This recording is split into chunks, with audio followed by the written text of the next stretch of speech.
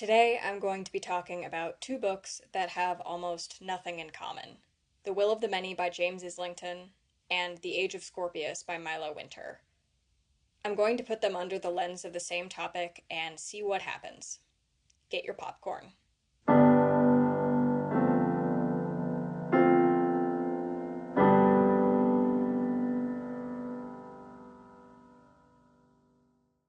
One of the classes I took in my first semester of university was a research and composition course that focused on monsters in the modern age. As part of that course, we consumed a lot of different media, from Dracula by Bram Stoker to the movie Alien, and discussed the features of monsters and the way that they reflect the fears of a society in a particular time. One of the more interesting units that we did was on The Handmaid's Tale by Margaret Atwood, where we focused on the totalitarian state as a monster. At the end of the course, when it came time for me to pick my own monster and write a paper on it, the topic I ended up choosing was a specific method of control employed by dystopian societies in fiction.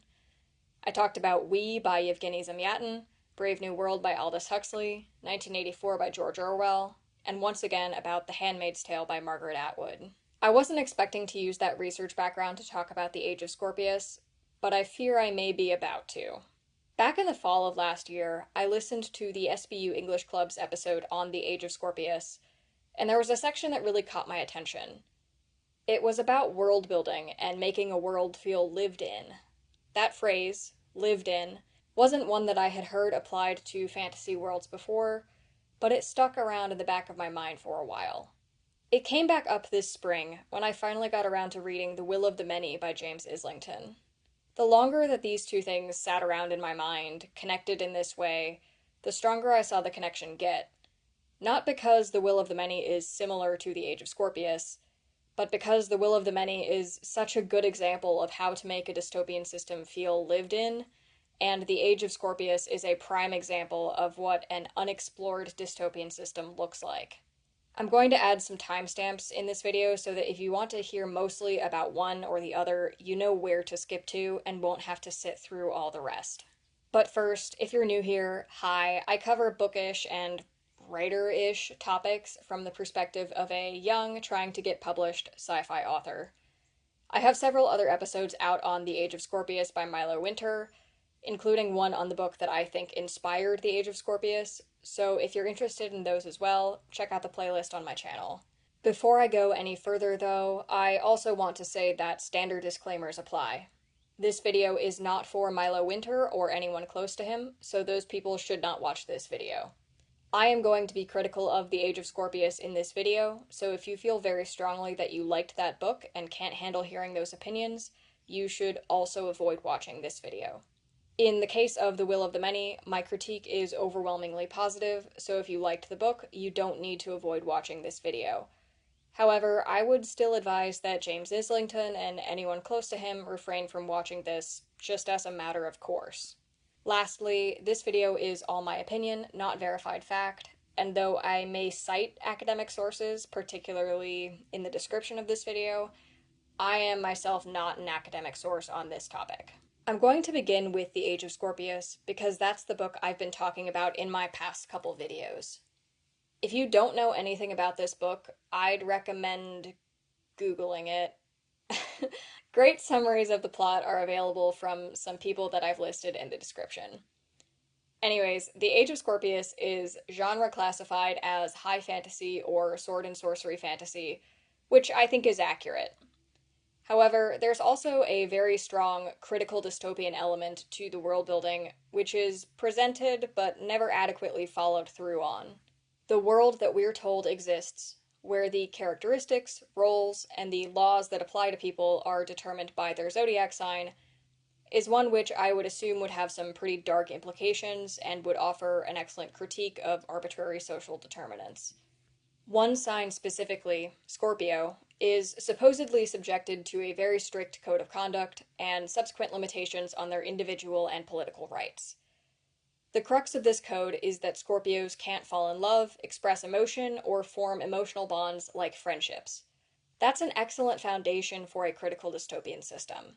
That's because in critical dystopias, individual freedom and desire are always pitted directly against the total control of the state, because individual expression, even in small ways, has the potential to lead to rebellion. In 1984, by George Orwell, the state, called the party or Big Brother, harshly punishes what they call own life, which is essentially any tendency toward individuality, solitude, or eccentricity. The expending of energy for any aim not tied to and directed by the party runs the risk of providing a source of fulfillment, and worse, contemplation, outside of the party. That fulfillment provides independence and decreases reliance of an individual on the party, allowing space for the development of rebellion. So, you would think that the Scorpio Code prohibiting the expression of emotion, one of the first and furthest reaching expressions of individuality, would be a great vehicle to talk about the opposition of individual freedom and a totalitarian state. It would surely have far-reaching implications for the way that government and legal codes are structured, and specific in-world effects that maybe wouldn't be obvious at first, but would make sense given the system of limitations that we're given. Except it doesn't.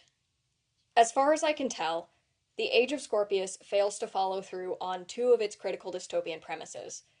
The first being the arbitrary determination of role based on zodiac sign, and the conflict that would create with individuality. The second being the logical implications of the Scorpio Code within that system. I would expect the commentary of this book to surround the fact that people are not actually significantly different in character based on when their birthday is, and there would inevitably be mismatches between the stereotypes and expectations of the signs and the way that people actually act. There would be emotional Scorpios, fearful or pacifistic Aries, and sociopathic Cancers. Instead, the book seems to imply that the differences between the signs are literal, almost biological, and in any case, immutable. There's an instance in this book where Rika accidentally changes Chase's zodiac sign from Libra to Scorpio, which changes his magic. But in addition to that, Chase makes a comment about how he feels everything so much more intensely now that he's a Scorpio. That implies that people's characteristics are actually determined by their birthday, and not just influenced by the ways that society expects them to act. The obvious opportunity for conflict within this society, namely that individuality would pose a huge problem for a strict caste system like this, isn't given the weight that it really deserves. Before I get to a specific problem in the Scorpio Code, I want to talk about one aspect of this code that I really like from a dystopian literature perspective. That's the way that Scorpios are expected to speak. Rika and the other Scorpios have this weird, stilted dialogue that sounds very formal, and it's a required subsection of the code. In dystopian societies, controlling language is incredibly important. Different books handle this in different ways, but the best example for these purposes is in 1984. Orwell creates something called Newspeak, which is a highly controlled language endorsed and used by the party to eliminate nuance and personal expression, while encouraging uniformity, propaganda, and the power of the party. In The Age of Scorpius, I quite like the implication that Scorpios would have to speak in a specific way so that the state, in this case the Stellarium, could exert more control over them and prevent rebellious thinking. However, I think that the Age of Scorpius fails to understand that the point of a code of speech like this isn't just so that everyone sounds the same on the outside. It's so that they're less likely to be able to think outside the rules at all. A good example of what I mean when I say it misses the point is this interaction between Rika and Chase shortly after they meet for the first time. Rika is speaking like a Scorpio following the code, which Chase has a huge problem with and keeps pestering her about. But she also indicates that she's found historical evidence of something that would kind of rock the foundation of the code and the power of the Scorpio Stellarium as a whole, while still speaking as a Scorpio. It's really odd that Rika is comfortable expressing what amounts to open defiance of the narrative of the Scorpio Stellarium while actively using their endorsed system of language. I think if this was done really well, the Scorpio speech would make it hard to express defiance like this at all. That's just one example, though, and it might amount to nothing more than a nitpick. The next two are definitely not nitpicks. My two major specific critiques of the dystopian system in The Age of Scorpius, places where I think the book really misunderstands totalitarian control, are the Scorpio attitude toward adult activities and Rika's employment as a historian. I'm going to begin with that first one. Please excuse the euphemisms. I don't know how strict YouTube is about mentioning this word, so I'm gonna try to err on the side of caution. So basically, in The Age of Scorpius, Scorpios aren't allowed to form emotional bonds, including friendship or fall in love, in addition to not being allowed to express emotion. However, there's one thing that they're supposedly given free rein to do: engage in adult activities. I can, and have, written an academic paper on why dystopian totalitarian governments exert tight control over adult activities. I'm going to try to summarize briefly. In pre-World War II dystopian literature like We by Yevgeny Zamyatin and Brave New World by Aldous Huxley, adult activities are basically nationalized and placed under control of the state, which then prescribes them in a myriad of ways to the general population as a method of placating the masses. In post-World War II dystopian literature like 1984 and The Handmaid's Tale, adult activities are controlled by the state in a different way. They're basically not allowed to occur for any reason other than procreation. In 1984, the main character's estranged wife disliked adult activities but insisted on engaging in them in order to try to have a child for the party. The main character later rebels outright by beginning an explicit affair with another party member, which is what eventually gets him sent to re-education. The Handmaid's Tale by Margaret Atwood does an even better job at this, in my opinion, because it's told from a woman's perspective. Adult activities are endorsed by the state of Gilead for the specific purpose of procreation, and even then, only in a very scripted, passionless way. In all of the examples I just listed, pre- and post-World War II, the aim and effect of the dystopian state controlling adult activities is to eliminate pleasure outside of the state and eliminate intimacy, which is an expression of individuality and independent fulfillment which can lead to rebellion. The actions of the dystopian state also acknowledge adult activities as a source of unpredictable energy, which is a threat to the integrity of the system, and therefore needs to be redirected into support for the party or Gilead or whatever ruling power there may be. In The Age of Scorpius, if the code is going to make an exception and allow Scorpios to enjoy adult activities, it does not make sense for them to be allowed to do so in a way that is not directly regulated by the state. For instance, the Scorpio Stellarium could prescribe adult activities between Scorpios or arrange pair bonds between Scorpios, essentially assigning partners. I find it more likely that the Stellarium would take the post-war position to this, though, and endorse adult activities for the purposes of procreation, because the Stellarium's power supposedly rests in the amount of Scorpios that they have. It seems like an illogical decision for the Stellarium to not allow Scorpios to fall in love, but to allow them to hook up with whoever they want, an activity that historically tends to contribute to the development of emotional relationships. If Scorpios are also given free rein to engage in adult activities with whoever they want, even non-Scorpios, it raises the question of how the Scorpio code interacts with something like consent. Are Scorpios allowed to give or take consent? They aren't allowed to express emotion, which indicates that maybe they aren't allowed to express desire at all. That's a very dystopian view of the Scorpio code and the system of control that the Stellarium has in place. But it's really not explored by the narrative of the book at all. My second specific critique of this book, a place where I think it misunderstands power quite fundamentally, is the fact that Rika is employed by the Stellarium as a historian. A real historian, too, from what I can tell. Not a propagandist. Sure, the Stellarium might dismiss some of the things she finds and refuse to make them public, but the fact that the Stellarium pays her to find them is a nigh-on disastrous misstep for any dystopian society. The foundation for any dystopian system is the control and manipulation of information. If Rika was an actual historian doing actual historical and archaeological research in a dystopian society, she would be under extremely close watch by the government so that they could disappear her in an instant. She wouldn't be getting away with lying about where she's living or what she's finding, and she certainly would not be allowed to walk around with an archpower that the government knows about. The level of control exerted by a dystopian society is not one that can be supported by the truth.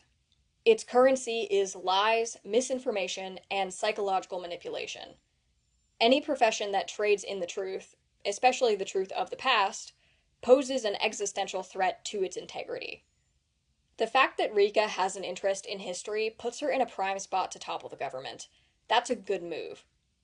What's not a good move, and does not make sense given the way that power structures work, is allowing her to be open about her interest in history. And certainly it doesn't make sense that she could be employed by the state that operates on a foundation of lies. So, the natural question, when we get to the end of all of the places in the Age of Scorpius that fail to follow through on its dystopian premise, is the premise dystopian to begin with? The book is classified as sword and sorcery fantasy, but I would argue that basing a society off of a zodiac in a strict caste-based way is dystopian. Specifically, the government in this book is a critical dystopia, not an anti-utopia for any academics out there. Or, more accurately, it wants to be a critical dystopia, and it just can't quite figure out how to be. Classifying people based on their birthday, or even something a little bit more concrete like a magic system, is, at the end of the day, arbitrary and hierarchical. A hierarchy that causes abuses of power, which is endemic to the critical dystopian genre. And speaking of hierarchy, let's take a look at a book that does this so well that it feels natural. The Will of the Many by James Islington, the first book in the Hierarchy series, is an adult high fantasy novel set in what I would, once again, classify as a critical dystopian society. I would also highly recommend it. It's one of the best books I've read in a long time. Here's a spoiler-free blurb for The Will of the Many. In a post-cataclysm society, the Empire of Catan? I'm gonna go with Catan. Has risen to power through the use of a magic system called will. Will is, literally, personal strength, energy, and force of will. It can be seeded from one person to another, and the more will you have, the stronger you are. Will makes people physically stronger, but it also permits telekinesis, and it has a few other functions that I'm not going to go into detail about just for right now. The trade-off is that seeding your will makes you physically weak and exhausted. Catanan society is structured as a pyramid, with millions of octavi, that is, people at the bottom of the pyramid, seeding half of their will to septimi, who seed to sexti, who seed to quinti, and so on, all the way up to the primus, who holds the equivalent will of tens of thousands of people. Our protagonist, a 17-year-old boy named Viz, is running up against the legal deadline for him to begin seeding his will. Viz has excellent personal and moral reasons for not wanting to seed or accept will, and he's trying to find a way out. He's given an opportunity to find a way out, which involves espionage and some really well-written time in a cutthroat elite school. If you're looking for comparable books to The Will of the Many, I'd describe it as sort of Red Rising by Pierce Brown meets The Name of the Wind by Patrick Rothfuss, if The Name of the Wind was about 200% better. The premise of Catanan society is excellent for a critical dystopia. It's a really strong allegory for the structure of capitalist and oligarchical societies, and I think it has some really great things to say about mentally checking out and the merits of opting out of a corrupt society versus fighting back and trying to change it. It succeeds as a critical dystopia because it presents real problems in our world, the nature of compounding power, the agency of individuals compared with the, pardon the pun, will of the many, and the ways in which empires expand and maintain control once they have it. But what makes the will of the many work so incredibly well isn't just that it gets the broad stroke commentary right, it's the details of how power operates. They are very well thought out. This goes back to that comment by the SBU English Club about making a world feel lived in. It's what makes it seem real that really makes the difference. Not just in making a setting or a magic system feel real, but in making a power system feel real. I want you to think of the other dystopian literature that I've talked about, and the tendency of governments in books like 1984 and The Handmaid's Tale to kill people that are inconvenient. The government in The Will of the Many doesn't do that. They try really hard to avoid killing people, because you can't take will from someone who's dead. Instead, they put inconvenient people in prison and force them into machines called sappers, which forcibly take the will from people and pass it to those above them in the pyramid. This is part of a law called birthright, which also places heavy penalties on homicide, even in self-defense, because of the loss of will. This same instinct to preserve life in order to preserve will leads to a very carefully balanced society that the powers at be are unwilling to disrupt, because loss of part of the pyramid will disrupt their own personal access to will. A common tactic by people who are trying to take down the hierarchy is to avoid going for people at the top, and instead to crumble the pyramid by murdering those at the bottom, the octavi and even septimi that form the foundation. The detail of birthright is excellent, and there are other details that extend from it that go further into making this world feel logical and lived in, and making this dystopia feel real. These two come up explicitly in The Will of the Many, but they're reinforced throughout the book and in at least one place in the sequel, The Strength of the Few, which I'm not going to talk about today because I don't want to give spoilers, and also because my script is already getting pretty long and it's already dense as hell. In The Will of the Many, Viz observes that because of the way that Caetanin society works, there are fewer women ranked above Quintus than there are men. That makes sense because this is a society that needs to push procreation, and the burden of childbearing falls almost entirely on women in hierarchical systems. Childbearing in a hierarchical system comes with hindrances to holding power, primarily in the time that it demands. Patriarchy in hierarchical societies isn't a bug, it's a feature. It's part of how they operate and implement control. Second of all, there's a steep taxation for people over a certain age who don't have children, which encourages having children even more, which produces more will, and among the upper classes, it encourages adoption to evade the tax. Viz himself is adopted by a member of the upper class, which is part of how he gets set on his mission. Third of all, there's a throwaway line in The Will of the Many where Viz explains to us that same-sex affairs are not allowed because they can't lead to children and are thus a violation of birthright. To be clear, the parts of the system that I just described are clearly not condoned by the narrative of the book or by Viz. Both the narrative and the protagonist explicitly despise the hierarchy, and there's no indication that this feature of the hierarchy is any exception.